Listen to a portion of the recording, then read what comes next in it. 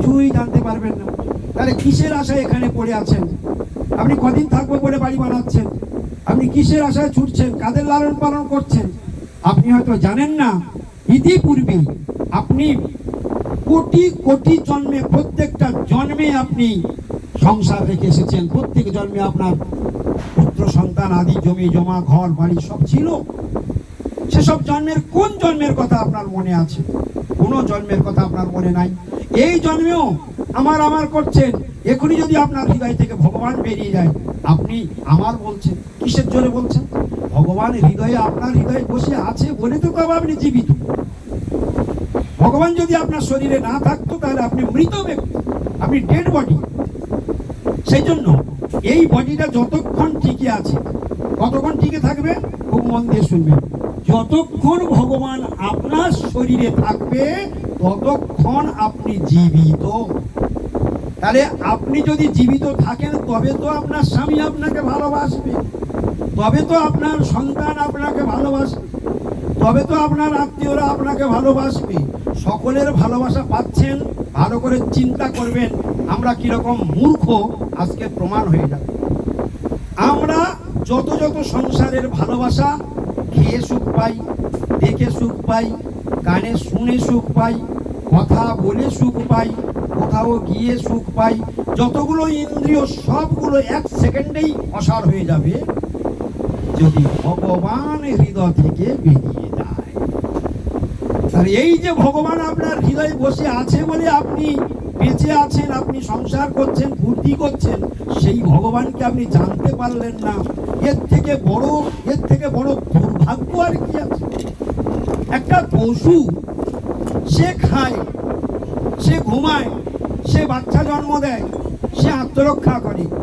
আপনি মানুষ, আপনি খান, আপনি ঘুমান, আপনি বাচ্চা জন্ম দেন, আপনি তাদের লালন পালন করেন, আত্মরক্ষা করেন। তাহলে পশু যে কাজ করছে অনায়াসে কোনো ইনকাম না করে, আপনি গাধার মতো পরিশ্রম করে ইনকাম করে সেই চাকরিই আপনি লাভ করছেন। ভালো করে ভাবতে হবে। কোন দিন আপনারা চোখের সামনে দেখেছেন একটা পশু না খেতে পেয়ে ছটফট ছটফট করে মরে গেল? রাস্তার কুকুরগুলো, রাস্তার বিড়ালগুলো, রাস্তার জন্তু জানোয়ারগুলো, বনের জন্তু জানোয়ারগুলো, আপনি কি দেখেছেন? তারা তো কোনো ইনকাম করতে বের হয় না, কিন্তু তারা অনায়াসে তাদের জীবন পালন করে যাচ্ছেন। তাদের কোনো ইনকাম করতে হয় না, অথচ তারা জীবন জীবিকা ঠিক ঠিক নির্ণয় করে যাচ্ছে। এইখানেই আমাদের চিন্তার বিষয়ে। পশুরা যেটা অনায়াসে পায়, আমরা এরকম হাড় ভাঙা গাধার মতো খেটে সেই চারটে কেন জোগাড় করবো? এটাই কি মনুষ্য জীবনের কর্তব্য? বলে না, মনুষ্য জীবনটা কেবলমাত্র একটা ইম্পর্টেন্ট দায়িত্ব, গুরুত্বপূর্ণ দায়িত্ব পালন করবার জন্য দেওয়া হয়েছে। সেইটা আপনারা ভালো করে শুনে রাখুন। মনুষ্য জীবনের কাজ, প্রধান কাজ এবং সর্বোত্তম কাজ, সেটা হলো এই ভগবান শ্রীকৃষ্ণের আরাধনা করা, সেই ভগবানকে জানা। এটাই হলো মানব জীবনের সর্বশ্রেষ্ঠ কর্তব্য।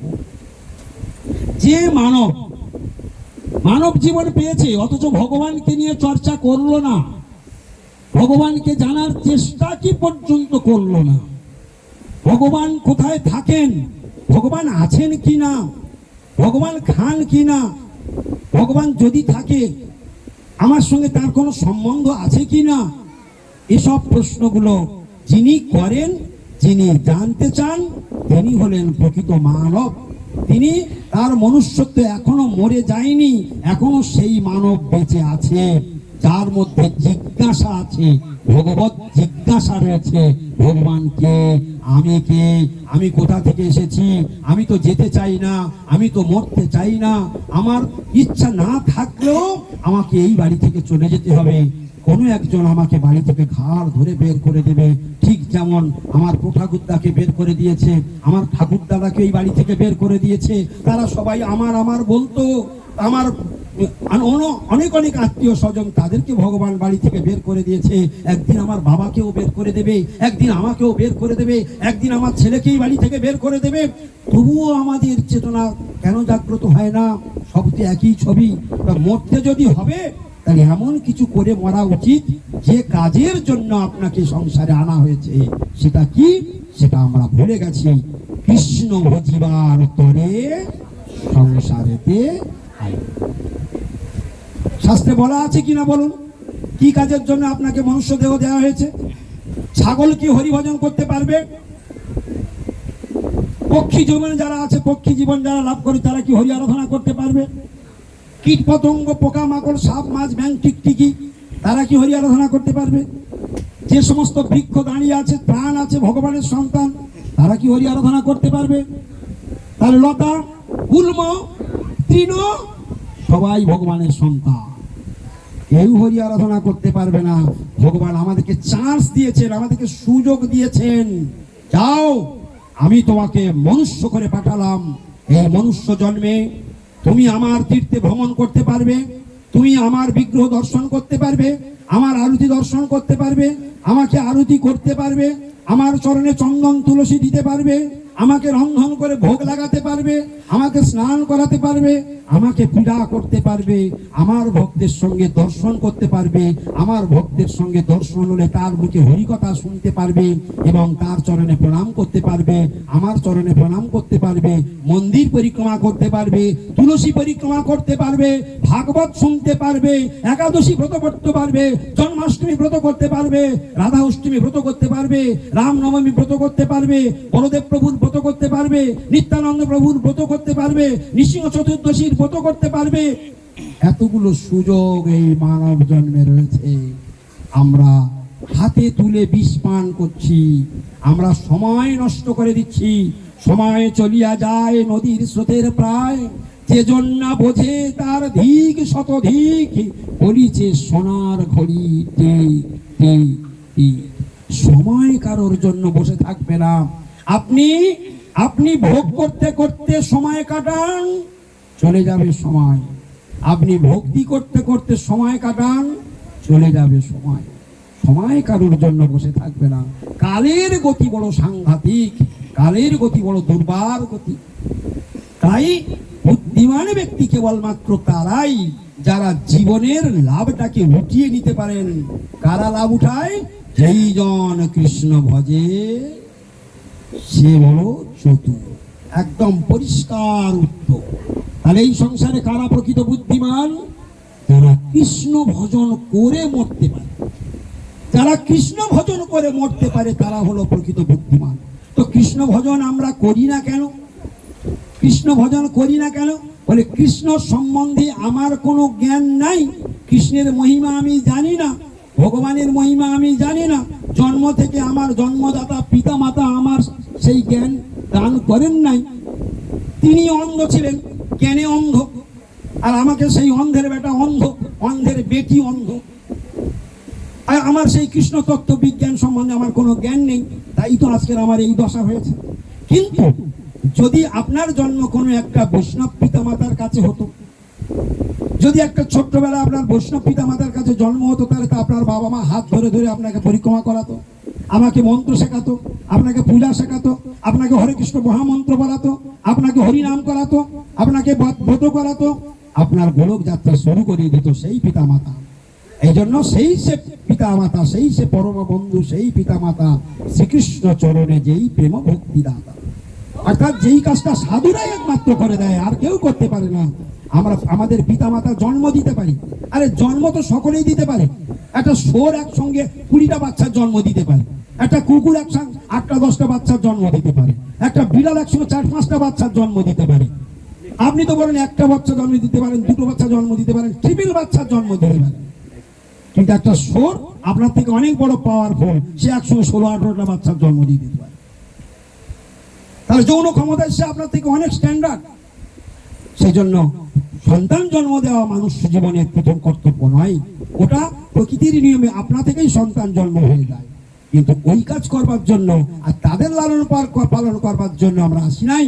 জগৎগুরু শ্রী ভক্তি সিদ্ধান্ত সরস্বতী গোস্বামী বহুপাত বললেন, আমরা এখানে ইটকাট পাথরের মিস্ত্রি হতে আসি নাই। আমরা কৃষ্ণ দাস। জীব তুমি কৃষ্ণ দাস, তুমি কেন এ কথা ভুলে পড়ে আছো? যদি তুমি কৃষ্ণ দাস, তাহলে কৃষ্ণ দাসত্ব করতে করতে তুমি মরো, তুমি বীরের মতো মরো। কৃষ্ণ ভজন আমরা করি না কেন? বলছে কৃষ্ণ ভজন কেন করি না? বলে কৃষ্ণ সম্বন্ধে কোনো জ্ঞান নাই। মায়াবদ্ধ জীবের নাই শত কৃষ্ণ জ্ঞান, জীবের কৃপায় কৃষ্ণ কইলা বেদ পুরাণ। বেদ পুরাণ কেন জগতে আনলেন? কৃষ্ণ। কাদের জন্য বেদ পুরাণকে কৃষ্ণ জগতে আনলেন? আমাদের মতো মূর্খদের জন্য। কারণ ভগবান সম্বন্ধে জ্ঞান নাই, তাই বেদ পুরাণের মাধ্যমেই আমাকে তারা জানতে পারবে। তা সে কথাগুলো শিখবে কার কাছ থেকে? বলে যতক্ষণ না সাধুর সঙ্গে দেখা হবে কেউ তোমার ভগবানের কথা শোনাবে না।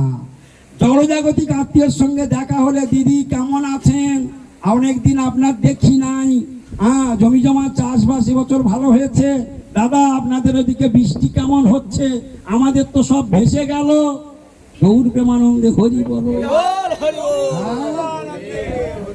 আর কৃষ্ণ ভক্তের সঙ্গে দেখা হলে ধন্যবাদ প্রভু, হরি বল।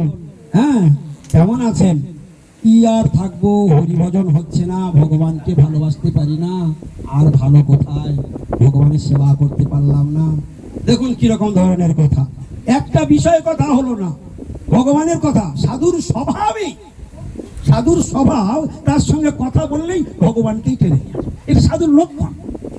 তুমি তার সঙ্গে আলাপ করবে, সঙ্গে সঙ্গে সে তোমার ভগবানের কথা টেনে নেবে। মানে যার কথায় কথায় শুধু ভগবানের কথা কীর্তন করে, বুঝতে হবে এর মধ্যে ফাটস আছে। প্রতিটা কথায় বিষয় কথার কোনো সাধুর সঙ্গে দেখা হবে। এই জন্য সাধু সঙ্গ সর্বশাস্ত্র। লব মাত্র সাধু সঙ্গ সর্বসিদ্ধি হয়। লব মানে ক্ষণকাল, সেই ক্ষণকাল মানে কত? লব মানে কত টাইম আপনারা জানেন কেউ? লব মানে কত? আমরা সাধু সঙ্গে শুনেছি, সাধু সঙ্গ সর্বশাস্ত্রে কয় লব মাত্র সাধু সঙ্গ সর্বসিদ্ধি। সেই লব মানে কত কাল? সাধু সঙ্গের কত বড় মহিমা দেখুন। সাধু সঙ্গ, যে বাড়িতে সাধুর চরণ ধুলি পড়ে, সেই বাড়িতে সঙ্গে সঙ্গে কারেন্টের মতো পড়ে, কারেন্টের মতো পড়ে। সাধুর হৃদয়ে স্বয়ং ভগবান বিরাজমান থাকুন। যেখানে সাধু সেখানেই ভগবান, যেখানে সাধু নাই সেখানে ভগবান। যে তীর্থেতে বৈষ্ণব নাই সে তীর্থেতে নাহি যায়। সে তীর্থ কাকে? তীর্থের সমান। তাই বৈষ্ণব বিনা কোনোদিন তীর্থ হয় না। তাই যেখানেই প্রভুপাদ বলতেন, ভক্তি সিদ্ধান্ত সরস্বতী গোস্বামী প্রভুপাদ, তিনি বলতেন যেখানেই হরি কথা সেখানেই তীর্থ। তাহলে হরি কথা কে বলে?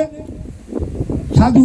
তাহলে সাধু যেখানে যাবে সেখানে হরি কথা হবে, তাহলে সাধুই স্বয়ং তীর্থ। আপনি বৃন্দাবনে যাবেন, নবদ্বীপে যাবেন, পুরীধামে যাবেন, আপনাকে টাকা খরচা করে, সময় নষ্ট করে, গাড়ি খরচা করে, পরিশ্রম করে যেতে হবে। আর সাধুর দর্শন করলেই আপনি তীর্থের যে ফল পাবেন, সাধুকে দর্শন করলেন সেই ফল আপনি লাভ করবেন। গৌর প্রেমানন্দে হরি বল। তাহলে এখন বলুন, তীর্থের তীর্থকে সাধু। তাহলে সাধুকে কতটা পরিমাণে আদর করা উচিত? অন্তত একটা সাধু এসেছে, আপনারা দয়া করে সবাই একটা উলুধ্বনি হরিধ্বনি করুন। গৌর প্রেমানন্দে হরি বল। আমাদের চেয়ারটা নিয়ে আসুন, চেয়ারটা নিয়ে আসুন, আস্তে আস্তে সবাই আস্তে আস্তে। তো ইনি হচ্ছেন আমাদের গৌরী মিশনের অন্যতম প্রচারক ত্রিদেবী স্বামী। ভক্তি টাইটেলটা কি জানো? সাগর মহারাজ, শ্রীপাদ সাগর মহারাজ। উনি আমাদের হলদিয়া মঠের মঠাধ্যক্ষ। আমাদের এখানে যে হলদিয়াতে মঠ রয়েছে, সেই মঠের উনি মানে ইনচার্জ আর কি, মঠ রক্ষক। তো উনি কৃপা করে আজকের আপনাদের এখানে এসেছেন, এটা আপনাদের কাছে অনেক বড় ভাগ্যের কথা।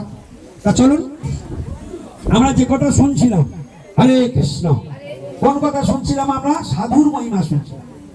সাধুর এত মহিমা, যদি কোনোদিন কোনো ভাগ্যে, কোনো কালে, কোনো সময়ে কারোর ভাগ্যে যদি সাধুর দর্শন লাভ হয়, তার ভাগ্যের আর সীমা নেই। জেনে রাখবেন, সাধুকে দেখা মাত্রেই কখনো মাথা উঁচু করে দাঁড়িয়ে থাকবেন না, তাহলে আপনার সর্বনাশের ঘন্টা বাজবে। কান খুলে শুনে রাখুন, যেই সাধুকে দেখবেন সঙ্গে সঙ্গে কি করবেন? বলে বৈষ্ণব দেখিয়া পড়িব চরণে, হৃদয়ের বন্ধু জানি। বৈষ্ণব দেখিয়া পড়িব চরণে, হৃদয়ের বন্ধু জানি। ওই বৈষ্ণব ঠাকুর আমার হৃদয়ের বন্ধু। ওই বৈষ্ণব ঠাকুর আমার পাপের হাত থেকে বাঁচাতে পারবে। ওই বৈষ্ণব ঠাকুর আমার অবিদ্যার হাত থেকে বাঁচাতে পারবে। ওই বৈষ্ণব ঠাকুর আমার জন্ম জন্মান্তরের চক্র থেকে, এই জন্ম মৃত্যু মালা থেকে আমাকে উদ্ধার করতে পারবে। যে কাজ আমার জন্মদাতা পিতা পারলো না, যে কাজ আমার গর্ভধারিণী মা করে দিতে পারলো না, যে কাজ আমার স্কুল মাস্টাররা করে দিতে পারলো না, যে কাজ আমার আত্মীয় স্বজনরা করে দিতে পারলো না, যে কাজ আমাদের সরকার করে দিতে পারলো না, সেই কাজটা করে দিল আপনার পাপের হাত থেকে ছাড়িয়ে, আপনার জমের হাত থেকে ছাড়িয়ে আপনাকে স্বয়ং আপনার আসল বাড়ি, আপনার পিতা ভগবান শ্রীকৃষ্ণের কাছে গোলক বৃন্দাবনে পাঠিয়ে দিতে পারে। এটাই একমাত্র সাধুদের কাজ। সাধু বিনা এই পাওয়ার, এই শক্তি আর কারোর মধ্যে নেই। তাই সেই বৈষ্ণবকে দেখা মাত্রই কি করা উচিত? বৈষ্ণব দেখিয়া পড়িব চরণে। সবাই একবার বলুন, একবার জোরে বলুন। তাহলে এখন থেকে বৈষ্ণব দেখার পরে এখন কি করতে হবে? সঙ্গে সঙ্গে চরণে পড়ে যেতে হবে। বলে কেন প্রণাম করব? বলে বৈষ্ণবকে প্রণাম করলেই বৈষ্ণবের চরণ ধুলি, বৈষ্ণব চরণ রেণু মস্তক ভূষণ বিনু আর নাহি ভূষণের অন্ত। মায়েরা সিঁথিতে সিঁদুর পরেছেন, ওটা একটা বিবাহিত নারীর অলংকার স্বরূপ। যদি কোনো বিবাহিত নারীর যদি মস্তকে সিঁদুর না থাকে, সিঁথিতে সিঁদুর না থাকে, সেটা বড় বেমানান বলে মনে হয়। মায়েদের কানে যদি ছোট্ট একটু কানের অন্তত জিনিস না থাকে, নাকে একটু না থাকে, আর হাতে একটু না থাকে, বড় বেমানান বলে মনে হয়। কি ঠিক কিনা বলো? তাহলে ওটা নারীর একটা শোভা, একটা অলংকার। আর মানব জীবনে প্রত্যেকটা মানবের অলংকার কি? সর্বশ্রেষ্ঠ অলংকার। কান খুলে শুনে রাখুন, তার জীবনে এই জ্ঞান, গুপ্ত জ্ঞান আজ পর্যন্ত কোনোদিন আপনাকে কেউ দিল না। আজকের থেকে জেনে রাখুন, এর থেকে বড় অলংকার, এর থেকে বড় অলংকার এখন জগৎ সংসারে জন্ম হয়নি। মহাজন সেই গুপ্ত কথাটা সকলের সামনে পাঠ করে দিলেন। বৈষ্ণব চরণ রেণু মস্তক ভূষণ বিনু। মস্তক, বুঝতে পেরেছেন? ভূষণ মানে অলংকার, ভূষণ মানে আস্তে আস্তে আস্তে আস্তে, ভূষণ মানে কি? অলংকার। সবাই বলুন, অলংকার। তাহলে মস্তক ভূষণ বিনু, অর্থাৎ বৈষ্ণবের চরণ ধুলি ছাড়া মস্তকের অলংকার বলে আর কিছু নেই। সব থেকে সর্বশ্রেষ্ঠ অলংকার হচ্ছে বৈষ্ণব চরণ রেণু। রেণু মানে ধুলি। বৈষ্ণব চরণ রেণু মস্তক ভূষণ বিনু আর নাহি ভূষণের অন্ত। ওর থেকে বড় অলংকার আর জগৎ সংসারে না। একথা আপনাদের আজ পর্যন্ত কেউ শিখেছে? তাহলে এই মস্তকের সব থেকে বড় অলংকার কি? বৈষ্ণবের চরণ ধুলি। তাহলে বৈষ্ণবের চরণ ধুলি যিনি আদর পূর্বক মস্তকে ধারণ করেন, তিনি হলেন প্রকৃত বুদ্ধিমান, তিনি হলেন এই সংসারে সব থেকে বড় চতুর। তার উদ্ধার কেউ আটকাতে পারবে না। ওই জন্য বৈষ্ণব দেখিয়া পড়িব চরণে। হৃদয়ের বন্ধু কেন? হৃদয়ের বন্ধু কেন? আরে ভাই, তোমার স্বামীকে তুমি বড় বন্ধু বলে মনে করো, ওই আমার সব। আমি প্রমাণ করে দিচ্ছি, তোমার স্বামীর মতো শত্রু আর জগতে নেই। বলে কেন? বলে শুধু করোনাটা হোক না, করোনাটা হোক, আর রাত্রিবেলা স্বামী বলবে যে তোমাকে ছাড়া বাঁচবো না, ঠিক আছে? আর সকালবেলা ডাক্তারখানায় গিয়ে টেস্ট করেছে, করোনা পজিটিভ হয়েছে, আর হাসপাতালে তার দেখতে যায়। কি হলো? ও সর্বনাশ, ওকে ওর কাছে গেলেই তো আমি মরে যাবো, তাহলে তোমাকে ছাড়া বাঁচবো না কি করে হলো? এই হচ্ছে ধোঁকাবাজি। এসব সংসারের ভালোবাসা না, এসব নাটকবাজি। অতএব এই সংসারে কেউ কাউকে ভালোবাসে না। নিজের জীবনকে, নিজেকে যে পরিমাণ ভালোবাসে, আর অন্য কাউকে তেমন ভালোবাসে না। প্রকৃত ভালোবাসার লক্ষণ বোঝা যাবে কখন? বিপদের দিনেও, সবকিছুর সময়ও, বড় দুঃসময়ে যে আমার পাশে থাকে, সেই তো বন্ধু চেনার টাইম। আর এখানে কি বললো? বৈষ্ণব দেখিয়া পড়িব চরণে, হৃদয়ের বন্ধু জানি। বৈষ্ণব ঠাকুর এত দয়ালু, যার সঙ্গে আপনার কোনো ব্লাড রিলেশন নেই, বৈষ্ণবের সঙ্গে আপনার কোনো রক্তের কানেকশন নেই, কিন্তু যাদের সঙ্গে আপনার রক্তের কানেকশন আছে, তারা আপনাকে ঠকাবে, তারা আপনাকে ধোঁকা দেবে, তারা আপনাকে বিপথে চালিত করবে। বরং সেই আত্মীয় কি হবে? আত্মীয়রা কত বড় শত্রু! আত্মীয়রা আত্মীয় নয়, ভাগবত তাদেরকে দস্যু বলে বর্ণন করেছে। আমরা আত্মীয়কে আত্মীয় বলি, আদর করি, যত্ন করি, এলেই মাত্র মার্ডার করে খাওয়াই। যদি আপনি আত্মীয়কে মার্ডার করে খাওয়াবেন না, তা আপনার মতো খারাপ আত্মীয় আর নেই। নিশ্চয় আমার কথা বুঝতে পেরেছেন? আত্মীয় এলে মার্ডার করতে হয় কিনা বলুন? মার্ডার করা বুঝলেন? মার্ডার করা মানে কি? হ্যাঁ, তাহলে আত্মীয় এলে কি করতে হবে? মার্ডার করতে হবে। তাহলে মার্ডার করাটা পুণ্য, মার্ডার করাটা কি পাপ। তাহলে আত্মীয় এলেই আমাকে পাপ করতে হবে। তাহলে কিরকম আত্মীয়? মানে তুমি আসবে, আমার মেরে তোমাকে খাওয়াতে হবে, তবে তুমি আমার ভালো বলবে। গৌর প্রেমানন্দে হরি। চিনে নিন, একটু চিনে নিন, চোখের ছানি কেটে দেয় সাধুরা। হ্যাঁ, তাহলে সাধুরা চিনিয়ে দেয় কারা তোমার প্রকৃত আত্মীয়। দেখুন, ভাগবত বলছে, আমি বলছি না, ভাগবত বলছে এরা কেউ আত্মীয় নয়। তাদেরকে তুমি আত্মীয় বলে মনে করো, আত্মীয় মানে খুব নিকটজন, আমার নিজের জন, তাদেরকে আমরা আত্মীয় বলি। আত্মার সঙ্গে যার আত্মার মিলন, তিনি হলেন আত্মীয়। হ্যাঁ, কিন্তু দেখো, সন্তানকে একদিন আপনি স্বার্থে ঘা দিয়ে দেখুন, আপনার চোখের জল বের করে দেবে। তুমি আমার জন্য কি করেছো? মাকে বলবে তুমি আমার জন্য কি করেছো। স্বামী একদিন বলবে তুমি কি করো, এসব কাজ করো না, এই করো না, তাই করো না, বলে তার কাঁদিয়ে ছেড়ে দেবে। তো স্বার্থে ঘা পড়লে কেউ কাউকে ছেড়ে কথা বলে না। ঠিক বলছি না ভুল? সংসারে ভালো করে জেনে রাখুন, সাধুরা যে কথাগুলো অভ্রান্ত সত্য কথা। এই সংসারে সব স্বার্থের জন্য টিকে আছে, সব স্বার্থের উপরে দাঁড়িয়ে আছে। যে 5 জন 7 জন আমরা এক ফ্যামিলিতে এক হাঁড়িতে খাই, ও প্রত্যেক 7 জন স্বার্থপর, প্রত্যেকের স্বার্থ অটল। যদি স্বার্থে ঘা দেখবে, সঙ্গে সঙ্গে কেউটো সাপের মতো সবল খাবে, কেউ ছাড়বে না আপনাকে। কিন্তু এই জন্য সাধুদের কথাগুলো মনে রাখবেন। ভাগবতে আত্মীয়দের কি বলেছে, আজকের ভাগবতের শব্দটা আপনারা উচ্চারণ করবেন, আমি বলবো, আপনারা সবাই উচ্চারণ করবেন। সবাই রেডি? জোরে বলবেন, আমি বলবো, তারপর শুনে নেবেন, সেটা জোরে বলবেন। ভাগবত আত্মীয়দেরকে বলছেন স্বজনাক্ষ দস্যু। বলুন, এইটা কি ভুল বলম? সকালে কি খাওয়া দাওয়া হয়নি? ঝগড়া করতে বলে তখন ভুল ভালো লাগিয়ে দেবেন। জোরে বলুন, ভাগবত কি বলেছেন? স্বজনাক্ষ দস্যু। বলুন, খুব ভালো হয়েছে, একটু জোরে বলুন, আবার বলুন। শুধু শব্দটা বলবেন, অত কিছু বলতে হবে না, আমি বলবো। ভাগবত বলেছেন, আপনারা বলবেন স্বজনাক্ষ দস্যু। ঠিক আছে? রেডি? রেডি? একদম ফুল ভরমে বলে দেবেন। ভাগবত বলেছেন, ভাগবত বলেছেন স্বজনাক্ষ দস্যু। দস্যুর কাজ কি? দস্যুর কাজ হলো সবকিছু হরণ করে নেওয়া। দস্যুর কাজ কি? সবকিছু। আর আত্মীয়দেরকে কি বললো? দস্যু বললো। কি দস্যু? বলে স্বজন নামে দস্যু। স্বজন নামে দস্যু। ওর নামে মাত্র আত্মীয় সেজে বসে আছে, ও আপনার সর্বস্ব হরণ করতে এসেছে। আপনার জীবনের আয়ু নষ্ট করবে, আপনার জীবনে পাপ করাবে, আপনার ভক্তির পথে যেতে দেবে না। আপনার আত্মীয় বলছেন তো, আপনি শুধু একটু নিরামিষ খাবো বলেন, আজকের গিয়ে বাড়িতে বলবেন আমি আজকের থেকে নিরামিষ খাবো, আপনার 12টা বাজিয়েছে। শুধু আপনি বলবেন আজকের থেকে আমি শুধু একাদশী করব।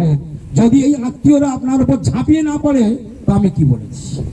তাহলে দেখবেন ওরা কি চাইছে, না না তুমি একাদশী ব্রত করবে কেন, না না তুমি নিরামিষ কেন খাবে, আমি নরকে যাব, তুমি নরকে যাবি, একসঙ্গে দল বল বেঁধে আনন্দ করতে করতে নরকে নাচতে নাচতে নরকে যাব, তুমি কেন একলা গোলকের পথে যাবে? অতএব এটা করা উচিত নয়, চলে একসঙ্গে সবাই মিলে নরকে যায়। গৌর প্রেমানন্দে হরি হরি বল। এই হলো আমাদের আত্মীয়। ভাগবত ধরে দিল, চিনতে শেখো, চিনতে শেখো, চোখ খুলতে শেখো। সাধুরা ছাড়া কেউ চোখের ছানি কেটে দেবে না। যথার্থ সাধুর সঙ্গ পাবে, 1 সপ্তাহ যদি সাধুর কাছে বসে বসে হরি কথা শোনো, সাধুরাই চোখের ছানি কেটে দেবে, সংসার দশা ঘুচিয়ে দেবে, যদি জাত সাধুর পাল্লায় পড়ে। হ্যাঁ, ওই জন্য আমরা কি করি, ডাক্তার রোগ হলেই আমরা ডাক্তারের কাছে ছুটে যাই, কিন্তু ডাক্তারের কাছে যাই বটে, তখন শুধু চিন্তা করি কোন ডাক্তারটা দেখাবো। আরে ভাই, যে কোনো রোগ হয়ে যে কোনো একটা ডাক্তারের কাছে গেলেই হলো। ও বাবা, তখন বলে না বাবা এই ডাক্তারের কাছে যাবো না, ওই ডাক্তারটা ভালো, না না ওর থেকে ওই ডাক্তারটা ভালো, না না ওটা MBBS পাস করা ডাক্তারটা, লন্ডন ফেরত ডাক্তার, ওর কাছে যাবো। বলে ওর ভিজিট, বলে টাকা যত নেয়নি, আমি ভালো ডাক্তার। তাহলে ডাক্তার সময় কি চিন্তা করেন, কোন ডাক্তার দেখাবো? ভালো ডাক্তার। আচ্ছা, যখন খাবার থালাটা পড়ে তখন কি কি মনে হয়? খারাপটা খাবো। আর যখন পড়বার সময় মনে হয় তখন কি খারাপ খাবারটা পড়বো। আর যখন শোবার সময় মনে হয় তখন খারাপ বিছানায় শোবো। হ্যাঁ, তাহলে খাবো ভালো, পড়বো ভালো, শোবো ভালো, দেখবো ভালো, ডাক্তার দেখাবো ভালো, যা কিছু সব ভালো। আবার যখন হরি কথা শুনবো তখন কোন সাধুর কাছে শোনা উচিত? ভালো সাধুর কাছে। এবার ভালো সাধু আর খারাপ সাধু কি আছে? মানে সাধু তো সাধু, তা বুঝবো কি করে কোনটা ভালো সাধু কোনটা খারাপ সাধু? এই ডাক্তার সবাই, কিন্তু ডাক্তারের মধ্যে যেমন তফাৎ আছে, শিক্ষক সবাই, তার মধ্যে যেমন তফাৎ আছে। খাওয়া সব রকম, আলু সিদ্ধ দিয়েও পেট ভরে খাওয়া যায়, আবার 36খানা তরকা দিয়েও পেট ভরে খাওয়া যায়। আচ্ছা বলো দেখি, 36টা তরকারি দিয়ে যদি খাওয়া যায়, আমার পেটে যদি 750 ধরে, তাহলে আমি 36টা তরকারি দিয়ে কি 1500 খাবো নাকি? 750 ট্যাঙ্কিতে ধরবে, 750 খেতে পারবে। আবার যদি শুধু আলু সিদ্ধ অন্ন হয়, ও 750 টানবে। ও কত টানবে? 750 টানবে। আচ্ছা যদি 4খানা তরকারি আর অন্ন হয়, কত টানবে? ওই 750 টানবে। আবার 34খানা তরকারি হলে 750 টানবে। ভাই লিমিট আছে, ও ক্রস করবে তো অ্যাম্বুলেন্স সঙ্গে সঙ্গে সেলাই। গৌর প্রেমানন্দ ভগবানের একদম মাপা, তুমি কি ভোগ করবে? এই জন্য প্রত্যেকটা জায়গায় আমাদেরকে বিচার করতে হবে। সবটাই আমরা ভালো চাই, তাই জগতে জাত সাধুর পাল্লায় পড়লে রোগটা, ভব রোগটা তাড়াতাড়ি। সাধুকে কি রোগের ডাক্তার বলা হয় জানো? ভব রোগের ডাক্তার। বলো, আজকের এই বাড়িটা হলো হাসপাতাল। শ্রীকান্ত মাইতির বাড়িটা আজকের এখানে হাসপাতাল। এখানে ফ্রি ডিসপেন্সারি খোলা হয়েছে। আজকের এখানে ভব রোগের চিকিৎসা করা হচ্ছে। এখানে ডাক্তার এসেছে। ডাক্তাররা কারা? সাধুরা। এটা আমাদের কাছে সৌভাগ্য না দুর্ভাগ্য? সাধুর এসে কি মনে হচ্ছে খুব খারাপ হয়েছে? হ্যাঁ, তাই এরকম সাধুরা যদি ডেলি ডেলি পাড়ায় আসেন, এরকম কারো না কারোর বাড়িতে যদি হরিকথা হয়, ভালো হয় না? দেখবেন আনন্দই আনন্দ, জীবন ভরে যাবে। আজকের আপনাদের প্রত্যেকের মধ্যে ভক্তি আছে, শ্রদ্ধা আছে, কিন্তু সব নষ্ট হয়ে যাচ্ছে। কেউ বোঝায় না, আসল নকলটা কেউ চিনিয়ে দেয়। কোনটা করা উচিত, কোনটা করা উচিত নয়, কোনটা করলে ভালো হয়, কোনটা করলে মন্দ হয়, কোনটা করলে সর্বনাশ হয়, কোনটা করলে পৌষ মাস হয়, কোনটা করলে গোলকে যাওয়া যায়, কোনটা করলে নরকে যাওয়া যায়, কোনটা করলে স্বর্গে যাওয়া যায়, কোনটা করলে বিপদে পড়ে যায়, এসব কেউ বলে দেবে না। একমাত্র কে চিনিয়ে দেয়? সাধু। এই জন্য সাধুকে দেখা মাত্র কি করা উচিত? প্রণাম করা উচিত। কোথায় প্রণাম করবেন? দাঁড়িয়ে দাঁড়িয়ে কাঠ হয়ে। বৈষ্ণব দেখিয়া পড়িব চরণে, মনে থাকবে। আচ্ছা এবার প্রণাম প্রশ্ন হচ্ছে, আচ্ছা বৈষ্ণবকে কেন প্রণাম করবো? এত কিছুর মধ্যে আবার শুনবো কেন বৈষ্ণবকে প্রণাম করব? বলে বৈষ্ণব ভগবানের প্রতিনিধি। ভালো করে শুনে নেবেন, বৈষ্ণব ভগবানের প্রতিনিধি। আচ্ছা আপনারা পাপ চোখে ভগবান দেখতে পাবেন? ভগবান পাপ চোখে দেখা দেবে না, কিন্তু সাধু আপনাকে দেখা দেবে। তাই ভগবানকে দর্শন করলে পাপ চলে যায়, সাধুকে দেখলে পাপ চলে যায়। সাধুকে দর্শন করলে পাপ চলে যায়। এখন কে দয়ালু? সাধু দয়ালু না ভগবান দয়ালু? ভগবানকে দর্শন করলে পাপ চলে যায়, সাধুকে দর্শন করলে পাপ চলে যায়, শাস্ত্রে বর্ণনা আছে। এখন ভগবানকে আপনি দেখতেই পাবেন না, আর সাধু আপনার বাড়িতে এসে দেখা দেবে। এখন দয়ালু কে বেশি? তাহলে পড়তে যদি একার চরণে পড়বো। আর ভগবান বললেন যে আমার ভক্ত সে আমার ভক্ত নয়, যে আমার ভক্তের ভক্ত সে আমার আসল ভক্ত। গৌর প্রেমানন্দ। তাহলে ভগবানকে পেতে গেলে আগে কাকে ধরতে হবে? ভগবানকে পেতে গেলে কাকে ধরতে হবে? কাকে ধরতে হবে? আজকের আপনারা যারা যারা এখানে এসেছেন, এই যে মোহাম্মদপুরাতে যারা যারা রয়েছেন, এই মুরাদপুরে যারা রয়েছেন, আপনাদের কারো ভগবানের দরকার নেই তো? ভগবানকে দরকার আছে তো? ভগবানকে যদি দরকার হয় তা কার কাছে যেতে হবে? রোগ সারাবার জন্য কার কাছে যেতে হয়? ডাক্তার কাছে যেতে হয়। আর ভগবানকে পেতে গেলে কার কাছে যেতে হবে? তার সাধুর কাছে যাও না কেন? হ্যাঁ, রোগ ধরা পড়ে গেল। বলে জানেন যাই না কেন? বলে জানে না। বলে সাধুর মহিমা জানলে ঘর থেকে তালা মেরে ছুটবে। ওই বাসনা, এই যে তোমাদের বাসনা, তোমার এখন দেখো হোল টাইম টিং টিং করে চলে যাচ্ছে, চলে যাচ্ছে। কোথায় চলে যাচ্ছে তোমরা জানো না। ও যেখানে ছোট ঠিক ওর বিশ্ব সংসার, ও সংসার আটকাতে পারে না ওকে। ও যত তুমুল ঝগড়া হোক, অশান্তি হোক, অনুষ্ঠানের ডাক পড়লে তুমি বাসনাকে আর ধরে রাখতে পারবে না। যখন অনুষ্ঠান থাকবে না, কবে কি বাড়িতে থাকবে। আর অনুষ্ঠান আরম্ভ হয়ে গেলে ও কানে যদি শব্দ এসেছে আর ধরে রাখতে পারবে। কেন? ও কৃষ্ণ কথার স্বাদ পেয়ে গিয়েছে, ওই জন্য সংসার ওর আর ভালো লাগে না।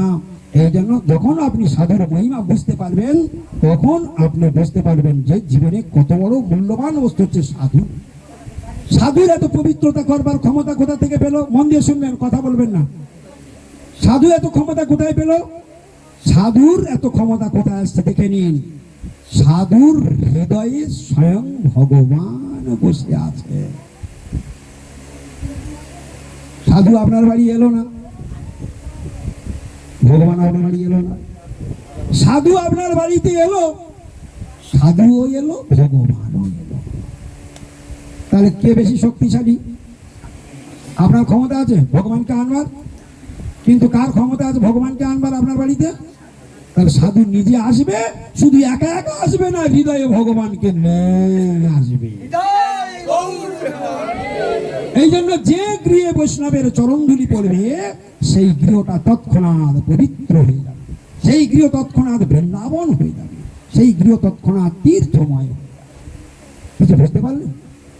তাহলে বৈষ্ণব যে কত বড় মূল্যবান বস্তু আজকে একটু অনুভব হলো। তাহলে হরিভজন করার প্রয়োজন আছে কি না? হরির ভজন করাবে কে? সাধু। তাহলে সাধুর সঙ্গে যদি আপনার যোগাযোগ যদি না রাখেন, সাধুর সঙ্গে যদি ট্রানজাকশন না রাখেন, সাধুর সঙ্গে যদি সবসময় আত্মীয়তা বোধ না করেন, আত্মীয় যদি বানাতে হয় যত তাড়াতাড়ি সম্ভব সাধুর সঙ্গে আত্মীয়তা করো। কারণ সাধু কি করবে আমি আগে বলেছি, আরেকবার স্মরণ করে দিচ্ছি। সাধুর কত বড় পাওয়ার, কেন সাধুকে আত্মীয় করব, কেন সাধুর চরণে পড়বো, আমি আর একবার স্মরণ করে দিচ্ছি, আর একবার স্মরণ করে দিচ্ছি, সবাই মনে রাখবেন। কেন সাধুর সঙ্গে ইমিডিয়েটলি, দেরি নয়, যত তাড়াতাড়ি সম্ভব সাধুর সঙ্গে কন্টিনিউ লিঙ্ক রাখুন, যোগাযোগ রাখুন। কারণ প্রতি মুহূর্তে মুহূর্তে সাধু আমাকে গাইড করে আমাকে গোলকের দিকে নিয়ে যাবে। আর এই যেসব আত্মীয়রা আমার কাছে আছে, এরা আমাকে গাইড করে আমাকে সুন্দরভাবে যাতে নরকে নিয়ে যেতে পারে, তার রাস্তাগুলো ক্লিয়ার। তাহলে আপনার বন্ধুকে যে ভগবানের কাছে নিয়ে যাচ্ছে, সে পরম আত্মীয় নয়? তাহলে সাধু আপনার পরম আত্মীয়, আত্মীয়ের উপরে আত্মীয়, চরম আত্মীয়, পরম আত্মীয়, শ্রেষ্ঠ আত্মীয়, যার উপরে হয় না। সাধু এত বড় আত্মীয়। সাধু কি কাজ করেন তাই এত বড় আত্মীয়? চোখের সামনে দেখাচ্ছি, দেখুন, ছবি দেখাবো, জ্যান্ত সিনেমা দেখুন। আপনারা সিনেমা দেখেন, সিরিয়াল দেখেন, আজকে আমি জ্যান্ত সিরিয়াল দেখাবো আপনাদের, টাটকা সিরিয়াল দেখাবো। দেখুন সাধু কিরকম পাওয়ারফুল, দেখুন। সাধু কাজ উচিত ছিল আপনার বাবাকে, আপনাকে পাপের হাত থেকে বাঁচিয়ে ভগবানের কাছে পাঠানো, এই দায়িত্বটা আপনার বাবার উচিত ছিল, যিনি জন্ম দিয়েছেন আপনার। তার উচিত ছিল আপনাকে ভগবানের কাছে পাঠিয়ে দেওয়া, এটা তার দায়িত্ব, যেহেতু জন্মটা তিনি দিয়েছেন। যে মা আপনাকে গর্ভে লালন পালন করেছে, আপনাকে জন্ম দিয়েছেন, গর্ভধারিণী, তার কর্তব্য ছিল আপনাকে গোলকে পাঠানো, ভগবানের কাছে পাঠানো। তাহলে সে দায়িত্ব তাদের ছিল। আপনারা যে দেবতাদের আপনারা পূজা করেন, সেই দেবতারা কি আপনাকে গোলকে পাঠাতে পারবে? দেবতারাও আপনাকে গোলকে, বড় সাংঘাতিক কথা। ভাগবতের একটা দৃষ্টান্ত দিচ্ছি, আপনারা পরিষ্কার বুঝতে পারবেন। ভাগবত বলছে, ঋষভদেব ভগবান তার 100 পুত্রকে ডেকে বলছে, গুরুর নশস্যাৎ, স্বজন নশস্যাৎ, পিতা নশস্যাৎ, জননী নশস্যাৎ, দৈবং ন তৎস্যাৎ, প্রতিষ্ঠ নশস্যাৎ, ন মোচয়দিজ সমপেত মৃত্যুম। আশ্চর্য শ্লোক, ভেরি ভেরি ইম্পর্টেন্ট শ্লোক ভাগবতের। কি বললেন মন দিয়ে শুনবেন। হরে কৃষ্ণ। কি কি পয়েন্ট লক্ষ্য করবেন? শ্রোতা আমরা সবাই, কিন্তু শ্রোতার মধ্যে নেই, শ্রোতা খুব 2-1 আছে। আমার চোখ বড় সাংঘাতিক চোখ, আমার চোখ চারিদিকে ঘুরে বেড়ায়, বসে থাকে সবাই।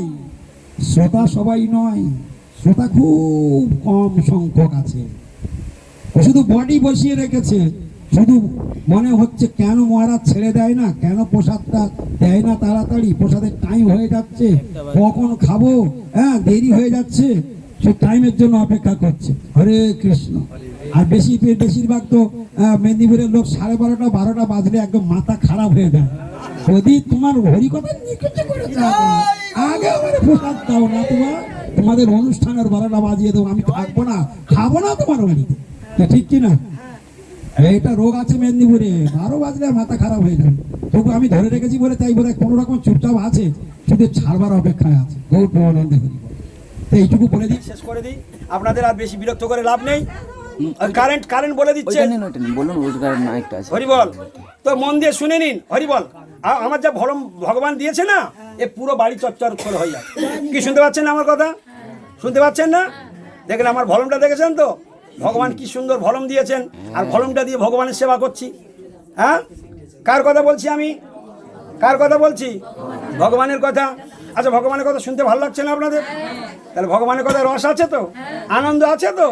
একবার ভগবানের কথা শুনলে না আর জীবনে ভুলতে পারবেন না। সব সময় মনে হবে আবার শুনবো, আবার শুনবো, আবার শুনবো। কিন্তু আমরা টেস্ট পাই না বলে তাই শুনি না। তা চলুন, আমরা লাস্টে কি শুনছিলাম? যে ভগবানের কথা, ভগবানের হরি বল, হরে কৃষ্ণ। আরে ঘাটাঘাটি করবে না, ছেড়ে দিন, বন্ধ করে দিন। লাগবে না, ব্যাটারি লাগবে না, বন্ধ করুন। শিক্ষা দিচ্ছেন দেখুন, হাতে গুনে নেবেন। আমি ছটা পয়েন্ট আছে এই শ্লোকের মধ্যে। গুরুর নস্যাৎ, গুরুর নস্যাৎ, হাতে গুনুন। অর্চের গুরু হওয়া উচিত নয়। এক, ভাগবতের মর্মান্তিক শ্লোক। কে বলেছেন? ঋষভদেব ভগবান। কাকে বলেছেন? তার 100 পুত্রকে ডেকে বসিয়ে এই কথা বলেছেন। পয়েন্টটা ভুলে যাবেন না। কে বলছে? ঋষভদেব ভগবান। কত পুত্র তার? 100 পুত্র। সেই 100 পুত্রকে ডেকে বসিয়ে ট্রেনিং দিচ্ছে, ভগবানের কথা শেখাচ্ছেন। আমরা সবাই বাবা মা হয়েছি, কিন্তু আজ পর্যন্ত নিজেদের সন্তানকে কোনোদিন ভগবানের কথা ডেকে বসিয়ে শিক্ষা নাই। এটাই আপনার জীবনে সব থেকে বড় জঘন্যতম অপরাধ। আপনি জন্ম দিয়েছেন কিন্তু তাকে পার করতে পারলেন না, এর জন্য ভয়ঙ্কর পাপ আপনাকে গ্রহণ করতে হবে। ওই সন্তানকে আপনি নরকে পাঠাচ্ছেন, শুধু নামমাত্র দুটো রেঁধে খাওয়া দিলে তুমি মা, কখনো নয়। দেখো ভাগবত কি বলছে, গুরুর নস্যাৎ, অর্থাৎ গুরু হওয়া উচিত নয়। স্বজন নস্যাৎ, আমি একটা করে বলবো, আপনারা সবাই বলেন, ভাগবত উচ্চারণ হয়ে যাবে। রেডি? সবাই হাত জোড় করে সোজা হয়ে বসুন, সবাই হাত জোড় করে সোজা হয়ে বসুন। সবাই জীবনে ভাগবত খুলবে না, আজকের জন্মের মতো হয়ে যাক। রেডি? সবাই জোরে জোরে বলবেন, যে যত জোরে বলবে তার তত বেশি ফল, যে ফিস ফিস করে বলবে তার ফিস ফিস ফল। গুরুর নস্যাৎ, খুব ভালো হয়েছে, আর একটু ভলম বাড়া, খুব সুন্দর, ভগবান শুনছেন। গুরুর নস্যাৎ, স্বজন নস্যাৎ, পিতা নস্যাৎ, জননী নস্যাৎ, দৈবং ন তৎস্যাৎ, প্রতিশ্চ নস্যাৎ, নম চয়েৎ যো সমুপ্রেত মৃত্যুম। বলতে ভালো লাগলো আপনাদের? ভাগবতের মর্মান্তিক শ্লোক। তবে এই পর্যন্ত থাক, আপনারা খাওয়া দাওয়া করুন নাকি? এই পর্যন্ত থাক না, আর বলবো না, এই পর্যন্ত থাকবে, প্রসাদ হোক। এই দেখুন আছে লাস্টে, একদম লাস্টে আছে। এই দেখুন কত বড় মর্মান্তিক পয়েন্ট এসেছে। এবার যদি এই অবস্থা ছেড়ে দিই আর ভালো লাগবে না, মনে হচ্ছে ওইটা শেষ করলেই, শুনতে পারলে ক্লিয়ার হলে তবে ভালো লাগবে। তাহলে ভগবানের কথায় রস আছে, ভগবানের কথা শুনলে না আর ভুলতে পারবেন না। কেন আজকে সাধুরা বাড়ি ছেড়ে চলে যাচ্ছে? কেন দলে দলে আজকে সাধুর দলে নাম বেশি লেখাচ্ছে? কেন? যত প্রচার বাড়ছে, যত মানুষ শুনছে, ধীরে ধীরে জাগছে, তাই তারা ভগবানের চরণে চলে যাচ্ছে। আপনারাও জাগবেন, আপনারাও চলবেন। যেদিন বুঝতে পারবেন, আপনি নিজে থেকেই দৌড়াবেন, আপনার কারোর বলতে হবে না, আপনি নিজে থেকেই দৌড়াবেন। শুধু আমরা জানি না বলে তাই পড়ে আছি, জানলে আর আপনি থাকতে পারবেন না। তো এখানে 6টা পয়েন্ট বলেছে, আর একবার বলবো, তারপর মানেটা ভাঙবো। সবাই রেডি? গুরুর নস্যাৎ, স্বজন নস্যাৎ, পিতা নস্যাৎ, জননী নস্যাৎ, দৈবং ন তৎস্যাৎ, প্রতিশ্চ নস্যাৎ, নম চয়েৎ যো সমুপেত মৃত্যুম। আজকের আপনাদের মুখে সব ভাগবত উচ্চারণ, মানব জীবন আজকে সার্থক হয়ে গেল আপনাদের। আপনারা জানতেই পারবেন না আজকের কি ঘটনা ঘটে গেল। নরকে যেদিন যাবেন, যেদিন জমালাই বিচার হবে, আজকের এই শ্রীকান্ত মাইতির বাড়িতে দুপুর বেলা 12টার সময় আপনারা সকলে বসে ইষ্টগোষ্ঠী করেছিলেন, ভাগবতের শ্লোক উচ্চারণ করেছেন। এই প্রত্যেকের অ্যাকাউন্টে আপনাদের এই শ্লোক জমা হয়ে গেল, আপনাদের এই জিহ্বা সার্থক হয়ে গেল। যদি সাধু গিয়ে না আসতো তাহলে কি এ ভাগ্যটা পাওয়া যেত? যদি সাধুর সঙ্গে দেখা না হতো এ ভাগ্যটা কি পাওয়া যেত? যেত না। সেই জন্য এইবার 6টার মানে ভাঙবো, তবে তো আরো টেস্ট লাগবে নাকি? শ্লোক বলেছি, ভালো লেগেছে, বুঝতে পারলে আরো ভালো লাগবে, অনুভব করতে পারলে আরো ভালো লাগবে, ওইটা জীবনে আচরণ করতে পারলে আরো ভালো লাগবে, আর ওইটা আচরণ করে ভগবানকে সুখী করতে পারলে সোজা গোলকে চলে যাবে। পয়েন্ট টু পয়েন্ট আগিয়ে চলো। এই জন্য শ্রবণটাই হচ্ছে প্রথম কাজ। তা 6টা পয়েন্ট বলেছে। কি বলেছে? 1 নম্বর বলেছে, আমি বলে দিচ্ছি, আর ওই 6টা যে আমায় বলতে পারবে একদম, তার আমি এই মালাটা তার দিয়ে দেবো। 6টা পরিষ্কার বলে দিতে হবে, আমি বলে দেবো। রেডি সবাই? এই পুরস্কারটা, মালাটা তার আজকের। 1 নম্বর কি? গুরুর নস্যাৎ, মানে গুরু হওয়া উচিত নয়। 2 নম্বর বলছে স্বজন নস্যাৎ, আত্মীয় স্বজন হওয়া উচিত নয়। পিতা নস্যাৎ, বাংলা বাবা হওয়া উচিত নয়। জননী নস্যাৎ, জননী মা হওয়া উচিত নয়। দৈবৌন তৎস্যাৎ, স্বর্গের দেবতা হওয়াও উচিত নয়। চমকে উঠবেন আপনারা কথা শুনলে। পতিশ্চ নস্যাৎ, পতি মানে কে? স্বামী, স্বামী হওয়া উচিত নয়। কটা পয়েন্ট হলো? 6টা পয়েন্ট হলো। এইবার সব থেকে বড় প্রশ্ন হলো কেন নয়? সব থেকে বড় প্রশ্ন কি? কেন নয়? এইটাই তো মার্কেট ঠেকে আছে। কেন নয়? তার উত্তর লাস্ট লাইনে দিচ্ছে, নো মোচয়েদ জো, নো মোচয়েদ জো, যিনি আমায় মুক্ত করতে পারবেন না, সমুপেত মৃত্যুম, যে মৃত্যু প্রতি সেকেন্ডে আমার দিকে দৌড়ে আসছে। যেদিন আমার জন্ম হয়েছে সেদিন এখানে আমার আয়ুটাকে ফিক্সড করে দিয়েছে ভগবান, তার প্রতি সেকেন্ডটা চলে যাচ্ছে, টিক টিক করে আমার আয়ুটা কমে যাচ্ছে, তাহলে মৃত্যু প্রতি সেকেন্ডে আমার দিকে আগিয়ে আসছে। সমুপেত মৃত্যুম, যে মৃত্যু আমার দিকে আগিয়ে আসছে, এই মৃত্যুর হাত থেকে যদি এই 6 জন বাঁচাতে না পারে, তাহলে এই 6 জনকে এই আসনে বসা উচিত নয়। এই 6 জন ফোনটাকে গলা টিপে দিন, ওকে সুইচ অফ করুন, মৃত্যুর হাত থেকে বাঁচাতে না পারে। তাহলে যিনি, আমি যে গুরুর চরণ আশ্রয় গ্রহণ করেছি, আজকাল গুরু তো মুড়ি মুড়কির মতো, যে পাচ্ছে সে গুরু আসনে বসে যাচ্ছে। আরে ভাই, গুরু হওয়া এত সহজ? গুরু তো গুরু পরম্পরায় ধারায় আসবে। সেই গুরু পরম্পরা ধারা থেকে আমাকে শিষ্য হওয়ার আগে আমাকে বারবার যাচাই করতে হবে, আমি যার চরণে আশ্রয় করতে যাচ্ছি সেই গুরু আমাকে ভবসমুদ্র পার করতে পারবে কি না। ভালো করে ভাববেন আগে, তবে গুরু আশ্রয় করবেন। গুরু আশ্রয় যেখানে সেখানে করবেন না, মাথা গুঁজে দেবেন না, জীবনটা বরবাদ হয়ে যাবে। ওই গুরু আপনাকে পার করতে পারবে না। ধান্দাবাজ গুরু তো জগৎ ছেয়ে গেল, কিন্তু পার করা গুরু বড় সাংঘাতিক। এই জন্য শিবজি পার্বতীকে বলেই দিয়েছিল, গুরব বহবসন্তি শিষ্য বৃত্ত অপহারক, সদ্গুরু দুর্লভ দেবী শিষ্য সন্তাপ অপহারক। হে পার্বতী, সদ্গুরু অত্যন্ত দুর্লভ, যে শিষ্যের জীবনের সমস্ত তাপকে হরণ করতে পারে। আর ধান্দাবাজ গুরু, অসৎ গুরু বহবসন্তি, প্রচুর প্রচুর মিলবে, যিনি শিষ্য বৃত্ত অপহারক, শিষ্যের ধন সম্পদ টাকা পয়সা হরণ করবার জন্য তিনি সর্বদাই ব্যস্ত থাকবেন। এই কারণে তিনি শিষ্য করেন, চাল কলা আলু মূলো টাকা পাবে। তাই আজকের ঘরে ঘরে গুরুর জন্ম হচ্ছে। হ্যাঁ, এই মেদিনীপুরের বুকে বহু গৃহস্থ গুরু জন্ম নিচ্ছে। একটু হরিনাম করতে লাগলো, একটু হরিনাম করতে লাগলো, একটুখানি দুটো হরি কথা বলতে লাগলো, সঙ্গে সঙ্গে 2, 4, 6, 8, 10, 20টা শিষ্য আরম্ভ করে দিল। আরে ভাই, তুমি কি গ্যারান্টার হতে পারবে এর ভবসমুদ্র পার করতে পারবে? তুমি যে গুরু হয়ে বসলে। গুরু হওয়া মানে কি? আত্মসমর্পণ করা। তাহলে আত্মসমর্পণ যে তোমার চরণে সঁপে দিয়েছে, তুমি নিজে অন্ধ, তুমি নিজেই পার হতে পারবে না, তুমি ওকে আশ্রয় দিয়ে তুমি নিজে মরলে ওকে মারলে। এই জন্য সেই সব গুরুকে উপনিষদ কি বলেছেন শুনুন। সেই উপনিষদ বলছে, স্বগুরু পরম বৈরী, সাবধান, গুরু কেন হওয়া উচিত নয়, তার পয়েন্টটা ভাঙছি। বলছে, খবরদার, যারা যারা শিষ্য হননি সহজে শিষ্য হবেন না। কেন শিষ্য হবেন না? আগে বুঝবো, আগে জানবো, আগে সমস্ত কিছু অনুভব করব, তারপর যদি মনে করি হ্যাঁ এটা যোগ্য জায়গা, এখান থেকে আমার গ্রহণ করা উচিত, তারপরে করবেন। ভাবিয়া করিও কাজ, করিয়া ভাবিও না। প্রবাদের কথা, শাস্ত্রের কথা কোনোদিন লয় হবে না। ভেবেচিন্তে গুরুকরণ করবেন। সেইখানে পরিষ্কার বলে দিচ্ছেন, যারা যারা এই রকম গুরু সমাজে এখন মুড়ি মুড়কির মতো গজাচ্ছে, তাদের জন্য উপনিষদ কি বলেছেন আপনারা তো দেখেন না। উপনিষদ কি বলছেন শুনুন। স্বগুরু পরম বৈরী, স্বগুরু পরম বৈরী।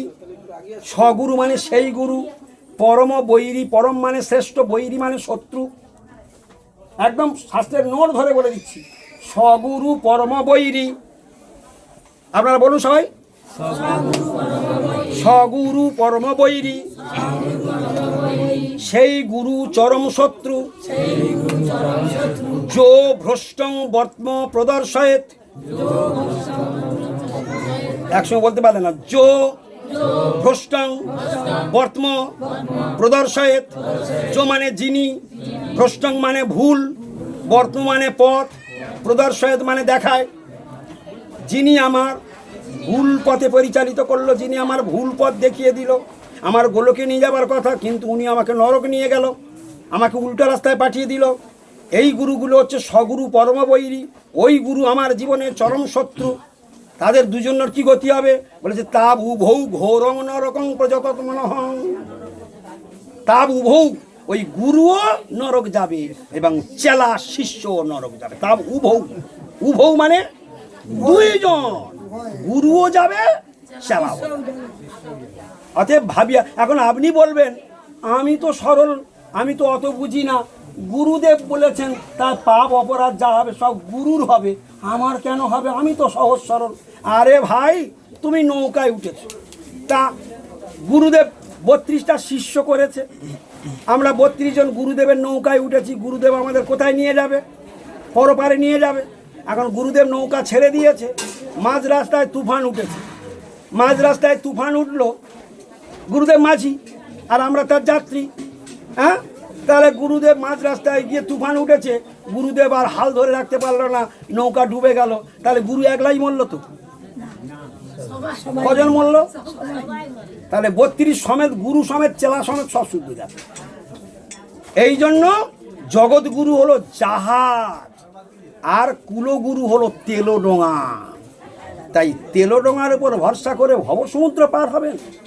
এই জন্য গুরু আশ্রয় করতে হবে। জগৎগুরু, জগৎগুরু যারা গুরু পরম্পরা মাধ্যমে এসেছেন, একদম কৃষ্ণ থেকে এই পর্যন্ত কোনো ছেদ নেই, এই রকম গুরুর চরণে আশ্রয় গ্রহণ করে ভজন করতে হবে। বোঝা গেল কিছু? এই জন্য গুরুর নশস্যা, গুরু হওয়া উচিত নয়। যে গুরু ভবসমুদ্র পার করতে পারে না, সেই গুরু হওয়ার দরকার নেই। স্বজন নশস্যাৎ, যে আত্মীয় স্বজন হয়ে আছে, এরাও মৃত্যুর হাত থেকে আমাকে বাঁচাতে পারবে না, তাই এই আত্মীয় স্বজন হওয়া উচিত নয়। পিতা নশস্যাৎ, জন্ম দিয়েছে কিন্তু সে ভবসমুদ্র পার করতে পারবে না, মৃত্যুর হাত থেকে বাঁচাতে পারবে না, তোমার বাবা হওয়ার উচিত নয়। তুমি গর্ভধারিণী মা হয়েছ, তুমি তোমার সন্তানকে মৃত্যুর হাত থেকে বাঁচাতে পারবে না, তাকে ভগবানের কাছে পাঠাতে পারবে না, তাই তোমার মা হওয়া উচিত নয়। তুমি স্বর্গের দেবতা হয়েছ, তার দেবতা হচ্ছে, তুমি তো লক্ষ লক্ষ ভক্তের পূজা নিচ্ছ দেবতাগণ, তাহলে তাকে মৃত্যুর হাত থেকে বাঁচাও। ওই দেবতারাও তোমার মৃত্যুর হাত থেকে বাঁচাতে পারবে না। প্রতিষ্ঠন শস্যাৎ, যে স্বামীর গলায় মালা দিয়ে 7 পাক ঘুরে অগ্নি সাক্ষী করে মন্ত্র রেখে আত্মীয় স্বজন নিমন্ত্রণ করে লোক সমাজে দেখিয়ে দিচ্ছে আজ থেকে আমরা দুজনে বিবাহ বন্ধনে আবদ্ধ হলাম, অগ্নি সাক্ষী করে, সেই পতি আপনাকে মৃত্যুর হাত থেকে বাঁচাতে পারবে না। তাহলে এই জন্য এই 6 জনের আসনে বস। তাহলে এই কাজটা কে করে বলে, এই 6 জন যাদের নাম বলা হলো, এরা যে কাজ করতে পারে না, সাধু অনায়াসে সেই কাজ একাই। তাহলে কে সব থেকে বড় আত্মীয়? একটু আগে বলেছিলাম সাধু কেন পরম আত্মীয়, তার প্রমাণ দেব। প্রমাণ হলো কি না বলুন? এই পর্যন্ত হরি কথা, বিশ্রাম থাক, কারণ আপনাদের খেতে হবে। মহারাজ, এখন মহারাজ তো এসেছেন, আমার সিনিয়র মহারাজ। হ্যাঁ, আর নয়, এবার তোমাদের প্রসাদ পেতে হবে। হ্যাঁ, আমি হরি কথা ঘন্টার পর ঘন্টা পড়ে দেবো, আমার কোনো অসুবিধা হবে না, কিন্তু একটা নিয়ম আছে, সব ভক্তরা প্রসাদ পাবে তো প্রত্যেকটা। আচ্ছা আচ্ছা, হ্যাঁ বলুন। আমাদের বৈষ্ণব এবং সাধু এরাই সর্বশ্রেষ্ঠ নাকি? এর তো প্রকারভেদ আছে।